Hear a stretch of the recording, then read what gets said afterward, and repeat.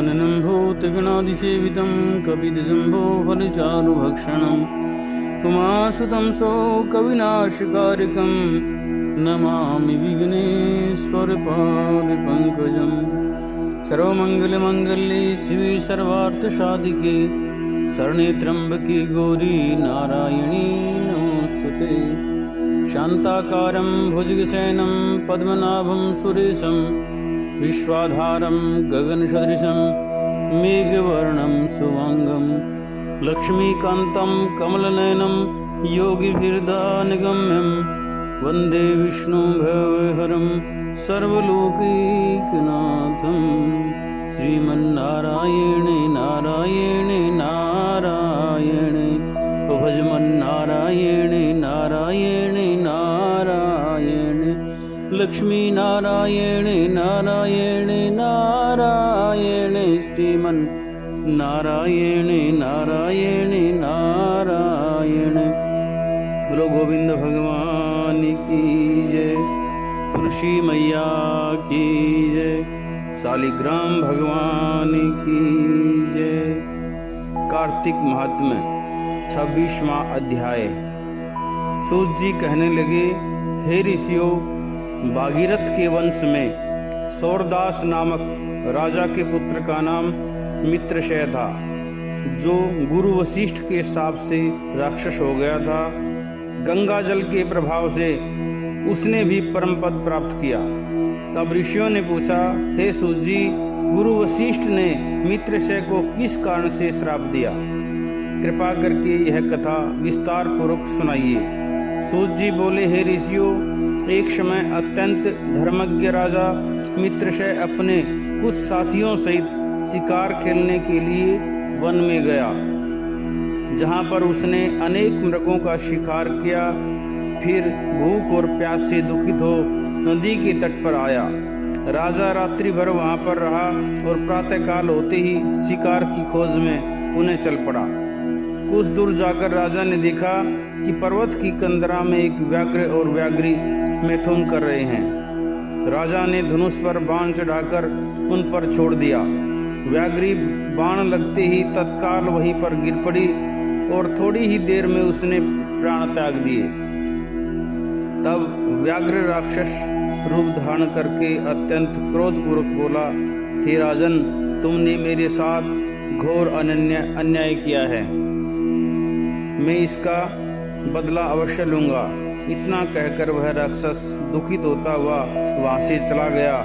कुछ वर्ष पश्चात राजा मित्रशय ने अश्वमेघ यज्ञ किया, जिसमें अनेक ऋषि मुनि बुलाए गए। गुरु वशिष्ठ ने ब्रह्मा विष्णु आदि देवताओं को विधि पूर्वक हवि देकर यज्ञ समाप्त किया और फिर स्नान करने के लिए नदी के तट पर चले गए।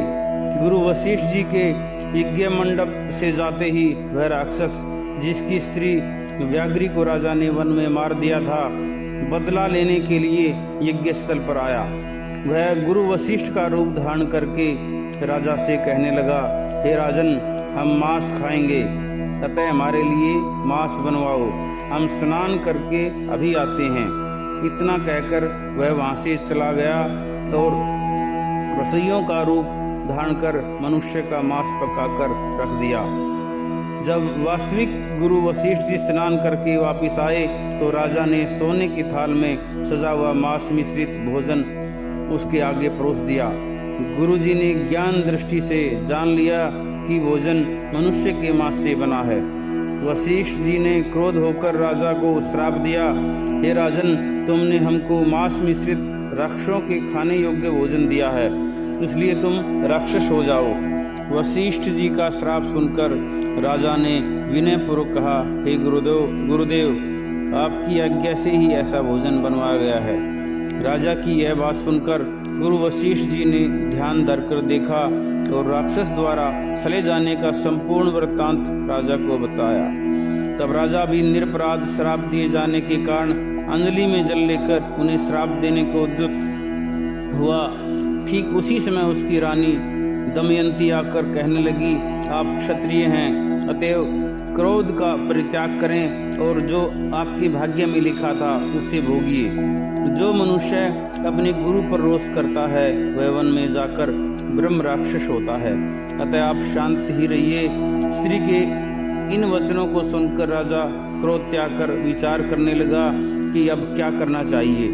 फिर राजा ने अंजलि के जल को ज्यों ही अपने पैरों पर डाला त्यों ही उसके पैर काले पड़ गए। इसी कारण वह राजा राक्षस रूप में कलमासपाद के नाम से विख्यात हुआ। निरापराध राजा गुरु वशिष्ठ के चरणों में गिरकर बारंबार क्षमा मांगते हुए अपनी मुक्ति का उपाय पूछने लगा। तब वशिष्ठ जी ने कहा, क्योंकि यह पाप अनजाने में हुआ है, इस कारण मेरे श्राप का प्रभाव 12 वर्ष तक रहेगा। इसके पश्चात तुम अपने वास्तविक स्वरूप में आ जाओगे और अनेक वर्षों तक राज्य का भोग करते हुए गंगा जल के प्रभाव से मुक्ति प्राप्त करोगे और भगवान विष्णु की सेवा करते हुए अंतकाल में विष्णु लोक को प्राप्त होगे।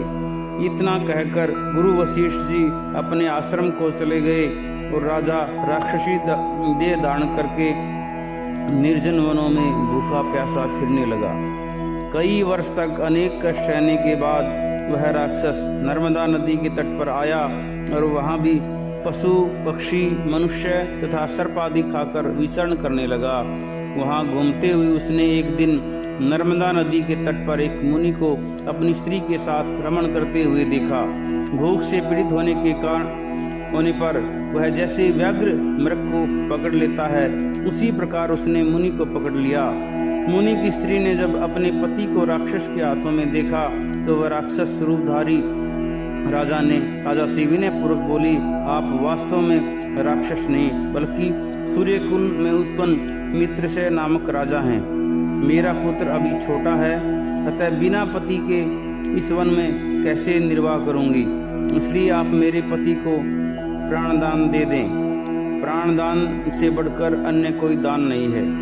उस स्त्री की इस प्रार्थना का राक्षस पर कोई प्रभाव नहीं पड़ा और जैसे कोई व्याघ्र मृग के बच्चे को पकड़कर खा जाता है वैसे ही वह राक्षस उस मुनि को खा गया।